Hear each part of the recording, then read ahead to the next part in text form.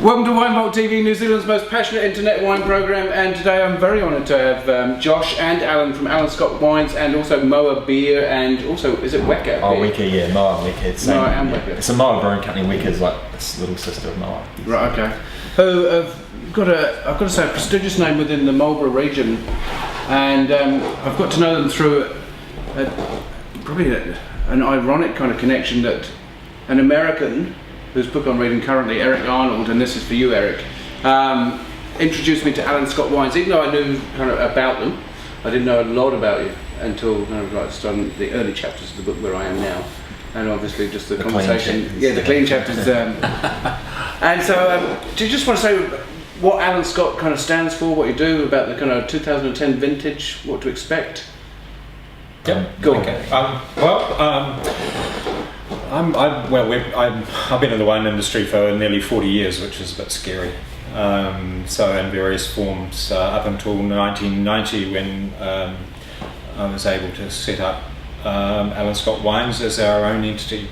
Pretty much we were growing grapes since 1975, so we'd always had our own vineyards, but to actually make our own wine was a new challenge. 1975? 1975, we planted our first vineyard. Yeah. Geez, that's very early in the Marlborough days. Really early. Well, I was in Montana when we kicked off in 73, so... The green cotton planting sticks upside down, supposedly, which is not true. But it's good marketing. Yeah, exactly.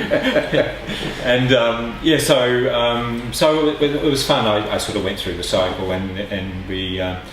I moved away, or didn't move away, we left the company I was with, and we were just going to become grape growers and a consultant, as you do when you leave a corporate job, and I wasn't a very good corporate person, so Kathy and I decided we would make some wine, just a little bit, just to have a bit of fun, and it grew. Really How much were you making initially? Well, we did 1,000 cases. Right, okay, so very small. Very small. Also, in Blanc, we bought a bit of Riesling in from a good friend, and we sold that as well. And then it grew. We doubled in size, and then doubled again, so it kept going. So we built the winery in 95, 96. So a long time after. Yeah, well, we used because it was a custom crush place set up in Marlborough, and we were the first custies, and we had a relationship. We built the winemaking facilities at the winery in 1990. The actual winery was built in 1990. Yeah. The winery, the first part of the winery was built, but our crushing facility we were using elsewhere until 96. Now you sit opposite, to give people an idea, you sit opposite kind of like probably the most recognisable name in New Zealand wine. Yeah, Moa Brewery. Oh yeah, that one. Cloudy Bay. Yeah. Literally a stone throw, like across the road. Across the road. So it's really close. Well, as you do in the viticultural areas in France, we actually share the same headlands vines in the road. Yeah. We've never really made that. We don't really play on that fact, which is a sort of a deal I did with David Honer when he set up Cloudy Bay, and he said, "Why do you want to open a winery for?" We said, well, it's our life, and so I think he was a bit sort of uptight about us being close by, because we had a relationship beforehand and our friendship beforehand. Right, okay, yeah. So and we grew for them, of course, and so we just we sort of undertook that we'd never ever use that sort of as part of our marketing. Yeah. We never very rarely say that we're next door to. But you're on the same soil. Yeah, very much. Yeah, and ironically, it's really the G spot of sort of the wine industry. When Montana first came to Marlborough, they really just chose by accident. I think, not really by design. Right. Okay. Although they'd probably tell a different story, but I think by accident. Marketing. Yeah, it's it really is from one side of the valley to our side of the valley. Yeah. You couldn't have got better areas. Probably the original Montana side was the only thing that's lacking was water. There's no aquifers running under there. So our side there's tons of water, and it probably is just a little bit warmer on our side. So, but ironically, it is probably the premium land. So now all your grapes are estate grown. No, Or do you still get we're some? still buying. Yeah. We're buying about 40% of our fruit. We Okay. would, but it's all within a couple of kilometres of Yeah. our next door neighbours. We would like just hoping growers don't watch. We would really like to be 100%, and that's our aim.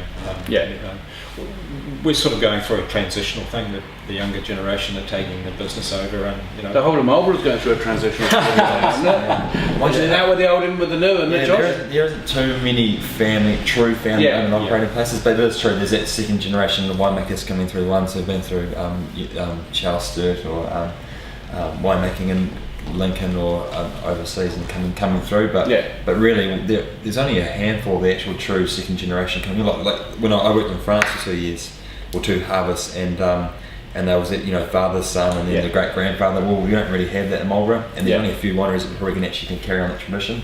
How many family-owned wineries in Marlborough? There's a few, and because there's a lot of small ones, but that's sort of our sort of size. There's only probably about half a dozen. Yeah, probably. And there's probably only 2 really that I have. The family coming through as winemakers and viticulturists. She's the only ones I can actually think of right now. White River. And St Clair. Yeah, St Clair's one as well. Yeah. But they're not really. They're family owned, but they're not really family owned and operated. In the sense that we're on the winemaking assistant. John Forrest is probably Forrest. They're a handful. But you've got to define. This sounds like a sore point of what we were talking about before, but you've got to define really what's a winery and what's a label. So we're really talking about wineries that actually have the bricks and mortar, and real thing. So is your passion, like we've got 3 bubbles here, is your passion bubbles, or is it Sauvignon Blanc? It's Kathy's passion, really. No, personally for me it's Sauvignon Blanc. I trained in Sancerre, so I love Sauvignon Blanc, and this is like a second coming really. So Mum's favourite wine is sparkling wine. She just drinks all bubbly. Yeah. And then the whole old joke goes, but they couldn't afford to maintain the habit, so we ended up making it ourselves. And we started with the Blanc de Blanc, and then we went to a Pinot Chardonnay blend, and now we've gone to 100% Pinot. Right, okay. And it's just been. And let's taste this first one. Yeah, it's all been self-taught as well. Daniel Lebrun helped us out in the early days. The Daniel Lebrun, and he's sort of been a mentor to me, I guess, in the winemaking sense.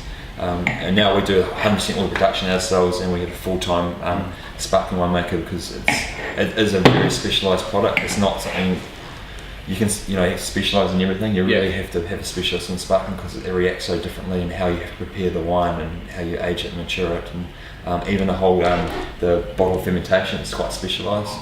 It's nice to hear you say that you still champion the cause of Sauvignon Blanc, because it almost became a bit. People were getting a bit embarrassed about it. Yeah, but it's a shift in style, and Josh will allude to that. It's in Josh's time in Puyi and Sancerre has really changed the attitude a wee bit. So which is where we should be going. But I don't think the market and probably the wine writers, apart from 1 or 2, are prepared to shift. Is that New Zealand wine writers or wine writers as a whole? I think as a whole, because New Zealand's Sauvignon Blanc is it's a cliche, I guess. It's because it's just fruit bombs and acid, and actually when you get down deeper and start doing things that they've been making, and 1 or 2 other wineries are making, there's some real depth, there's some real character there, which we'll hopefully see for what they are, and become a little more upmarket. So what do you drink at home? Do you drink Sauvignon? I drink everything, but I'm one of those winemakers. I love Sauvignon Blanc. I love different styles of Sauvignon Blanc from all over the world. I'll drink Savvy. I like fresh Savvy. I hate really green Hibachi Savvy. It just means it hasn't been made properly. But I really get into those that Sancerre Puyi Ferme type style. And the wineries that are coming through, like we're doing one now at Millstone range. The Clary Bay Cocoa type style, Cirrus and Marama, and Darling and Barrel. Those sort of styles. They're all about structure and complexity of the wine instead of just a fruit bomb. And the wines, like we were opening our Millstone just on Monday, and it's 2008 wine, but honestly it doesn't taste like it's aged a day, and that's what I want to see, is open a 17 years time, give it to someone and go, how is this, and they go, oh, it's only 2 years old, and really it's 10